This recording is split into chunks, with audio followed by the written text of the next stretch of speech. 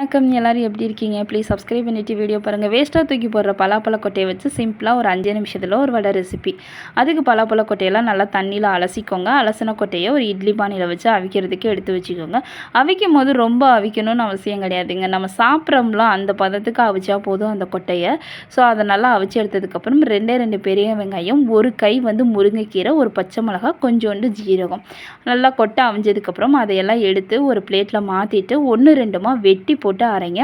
ஏன்னா நம்ம முழுசாக போட்டு அரைச்சோன்னு வச்சுக்கோங்களேன், அது மிக்சியில் சரிவர அரையாத இல்லைன்னா நமக்கு வாயில் சாப்பிடல அந்த கொட்டைகள் தென்படுற மாதிரி இருக்கும். எல்லாம் அரைச்சி இது மாதிரி தயிர் பதத்துக்கு எடுத்துக்கோங்க. எடுத்ததுக்கப்புறம் நம்ம அதை ஒரு கிண்ணத்தில் மாற்றிக்கோங்க. மாற்றினதோட நம்ம நறுக்கி வச்சுருக்கிற 2 வெங்காயம், பச்சை மிளகா, அதோட முருங்கைக்கீரை, ஜீரகம் எல்லாத்தையும் சேர்த்துக்கோங்க.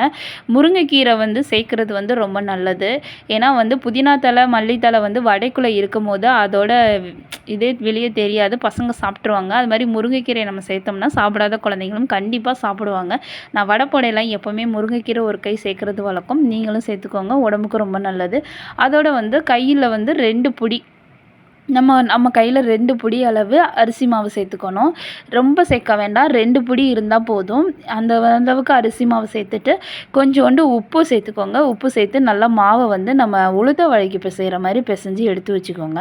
எடுத்து வச்சதுக்கப்புறம் ஒரு கடாயில் எண்ணெய் ஊற்றி அது நல்லா காயட்டும். எண்ணெய் காஞ்சதுக்கப்புறம் குட்டி குட்டி உருண்டையாக உருட்டி போடுங்க. இல்லை எனக்கு வடை சேஃபில் தாங்க வேணும் அப்படின்னா சப்பையாகவும் தட்டி போடலாம். இல்லை கோலா உருண்டை வேணும்னாலும் அழகாக கோலா உருண்டை சைஸ்லேயும் உருட்டி போடலாம். நான் 3 சைஸ்லையுமே உருட்டி போட்டிருந்தேன். ஸோ உங்களுக்கு எந்த சேஃப் பிடிக்குமோ அந்த சேஃபில் உருட்டி போடுங்க. வடையோட டேஸ்ட்டு வேறு லெவலில் இருக்கும்.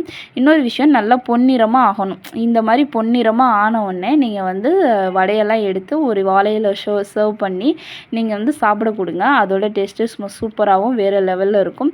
ஸோ இனிமேல் பலாப்பழ கொட்டையை கீழே போடாமல் இது மாதிரி வடை செஞ்சு சாப்பிடுங்க. உடம்புக்குமே ரொம்ப நல்லது. ஸோ இந்த வீடியோ பிடிச்சிருந்துச்சுன்னா மறக்காமல் என் சேனலை சப்ஸ்கிரைப் பண்ணுங்கள், லைக் பண்ணுங்கள், ஷேர் பண்ணுங்கள். எனக்கு தொடர்ந்து ஆதரவு கொடுங்க. ரொம்ப நன்றி. Thank you so much. அடுத்த வீடியோவில் சந்திக்கிறேன். டாடா.